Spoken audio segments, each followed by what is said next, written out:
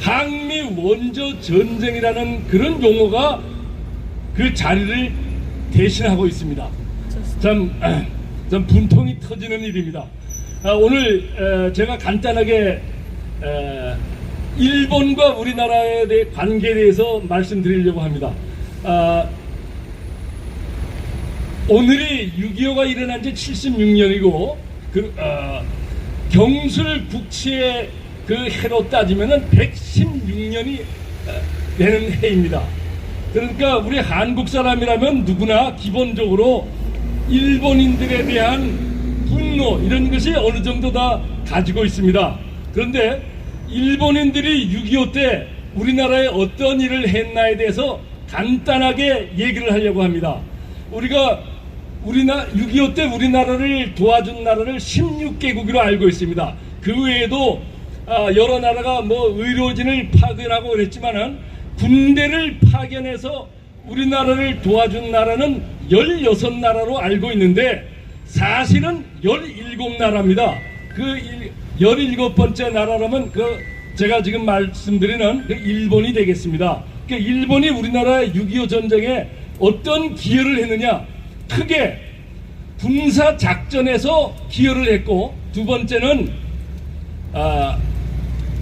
6.25 전쟁에 있어서 아군을 지원하는 화력 기지, 그리고 병력과 군사 물자를 보내주는 병참 기지로서의 역할을 했습니다.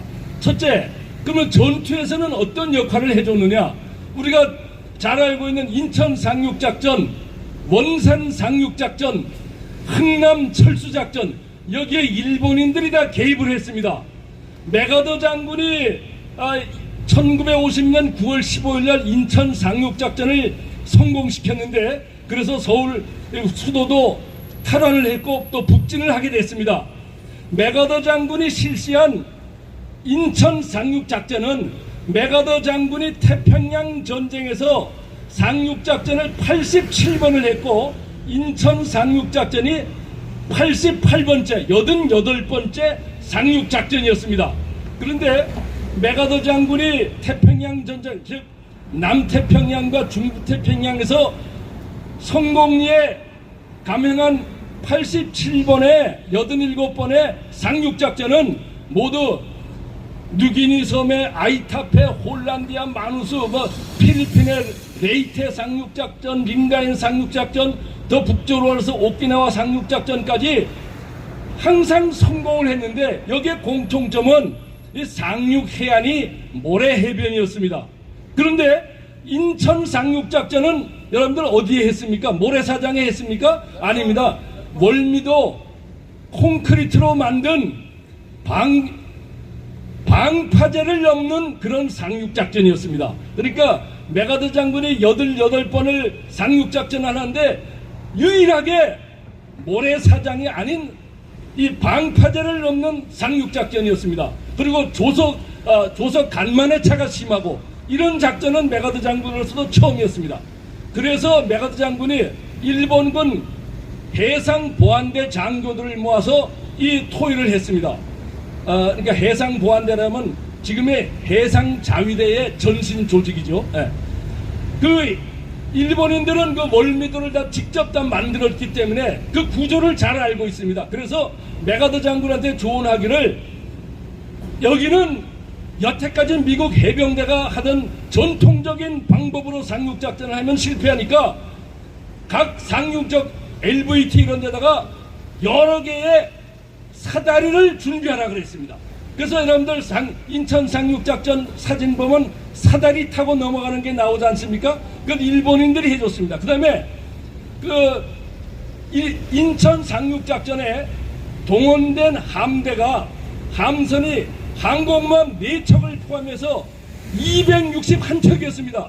그 중에 30척이 그 중에 LST가 30척이 넘었는데 그 LST 30척의 승무원들이 일본인들이었습니다. 일본인 그거는 해상 보안대가 아니고 일본인 민간인들이었습니다. 일본인 민간들이 미국 장교들의 지시를 받아서 LST 여러분들 아시죠? 탱크 16대씩 싣고 땅에 직접 육지에 문을 열고 상륙시키는 거대한 상륙 함선입니다. 이런 상륙함 30척의 일본인 승무원들이 근무했습니다. 그 다음에 원산 장륙작전, 그러면 일본인들은 그때 미군 복장을 하고 참전했는데, 한국에 우리가 이제 인천 상륙작전은 병력이 7만 5천 명인데 대부분이 일본 항구에서 출발했습니다. 메가더 장군도 인천 상륙작전 할 때 기함 마운트 맥킨리 호를 일본 사세보 항구에서 승선을 했습니다. 즉, 그 많은 미군 장병들이랑 상륙작전에 필요한 물건들이 일본 항구에서 다 양육돼서 인천에 상륙했다는 것입니다. 그때 일본인 76명, 일본인 노무자 76명이 미군 복장을 하고 인천 상륙작전에 참가했습니다.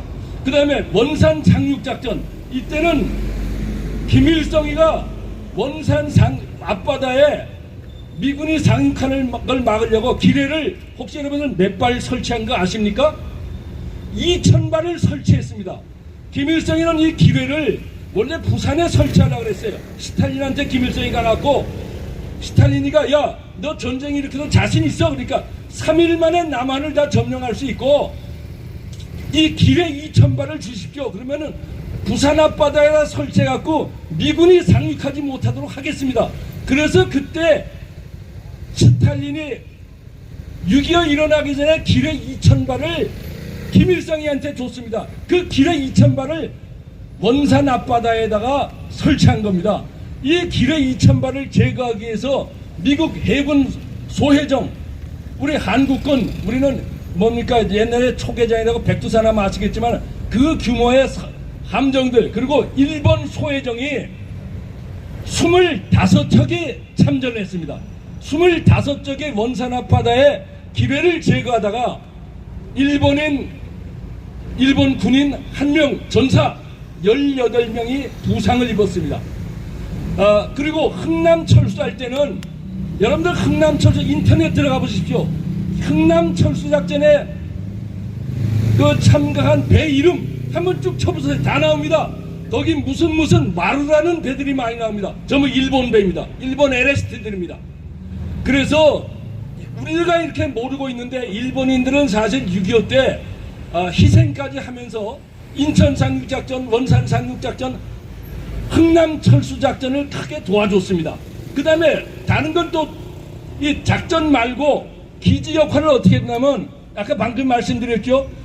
미국에서 수많은 병력들이 태평양을 건너서 부산항에 바깥으로 들어온 게 아닙니다. 사세보 항에 내려서 배 타고 오는 동안 훈련 못한 거 일주일 동안 사세보 항에 내려서 훈련하고 무기 점검하고 그다음에 무기들 탄약 보급받고 그 다음에 부산항에 상륙해서 전선에 투입된 겁니다. 지금 유엔군 후방기지로서 미국이 일본의 기지를 7개 이상 갖고 있는데 그 7개 이상 기지 중에 7개를 유엔군 후방기지로서 지금 하고 있습니다. 그러니까 쉽게 말하면 6.25가 다시 일어나면 다시 김정은이가 내려오면 즉각적으로 일본에 있는 미군 기지 7개, 유엔군 후방기지로 지명된 7개 기지에서 미군이 한국 땅에 오게 되는 것입니다. 우리 요코스카 항은 어떻습니까? 미국 제7함대 모항으로 핵추진 항공모함이랑 이지스 순양함 구축함이 10척이 항시 대기하고 있어요. 제일 가까운 항구, 한국에서 제일 가까운 일본 군사기지는 어디입니까? 사세보 항구. 여기는 4만 톤급 상륙함과 수많은 군함들이 대기하고 있고 무엇보다도 한국이랑 제일 가깝기 때문에 한국에서 만약에 김정은이가 남침을 하게 되면 여기에 쓰려고 탄약 600만 톤, 600만 톤이면 얼마나 큰 양입니까? 기름 75만 톤이 항상 비축되어 있습니다. 기름 75만 톤이 얼마나 큰 줄 압니까? 요새 호르무즈 해협 나오죠. 초대형 유조선이 20만 톤에서 30만 톤 실어요. 70만 톤이라면 초대형 유조선이 3척분이 지금 사세보 항구에 비축되어 있습니다. 왜 그렇습니까? 우리 한국을 지원하기 위해서 그렇습니다. 이것이 일본과 한국과의 오늘날의 관계입니다. 우리가 한국인의 피가 있으면 흐르면 일본에 대해서 불편한 감정 느끼는 그건 당연하죠. 그러나 국방 안보 차원에서 현실적으로 우리가 일본을 바라봐야 됩니다. 제가 일본을 바라보는 눈은 일본을 기지 국가로 바라보고 있습니다. 말씀드렸죠. 우리가 지금 북한이 핵무기 갖고 있고, 그래 북한을 밀착 지원하는 러시아, 중국도 핵무기를 가지고 있습니다. 이 세 나라에 대해서 우리가 사실상 국토의 조그만한 국토가 항상 지금 위협에 노출되고 있는데, 여기에 대해서 대응을 하려면 우리로서는 미국과 일본을 국방안보의 파트너를 싫든 좋든 마음에 좀 안 들지만은 일본도 이 파트너 안에 여가지고 한국, 미국, 일본의 강력한 군사 동맹을 만들어야 우리의 안보가 확보되는 것입니다. 제가 그 다음에 여러분들 알겠습니다. 끝나겠습니다. 여러분들 저 나이 많으신 분들 PT-109 아시죠? 케네디 대통령이 탔던 어뢰정. 그 어뢰정을 1944년 8월에 일본 부츠가 아마기리 호각 남태평양에서 격침시켰습니다. 그때 함장이 하나미 고헤이 소자, 우리면 소령이죠. 이 사람도 한국전에 참전하기 위해서 1950년에 한국전에 참전하기 위해서 대기했었습니다. 얘기가 길어집니다. 하여튼 다른 사정으로는 못 오게 되는데, 그 정도로 일본인들이 우리 한국전에 크게 기여했다는 것을 우리가 알고 있어야 됩니다. 또 이 좌파 정권은 어떻게 하냐? 좌파 정권은 항상 이 반일 선동을 자기들의 정치를 하는데 호재 또는 어떤 구실, 이걸로 사용하고 있습니다. 여러분들 보십시오. 30년 동안 위안부를 위한다고 어쩌고 하면서 30년 동안 후원금 받고 정부 돈 받아서 그거 갖고 그 많은 돈 횡령해갖고 자기 아이들 미국 유학 보내고, 그 자들이 누굽니까? 말은 정의라죠. 정의 기억 연대.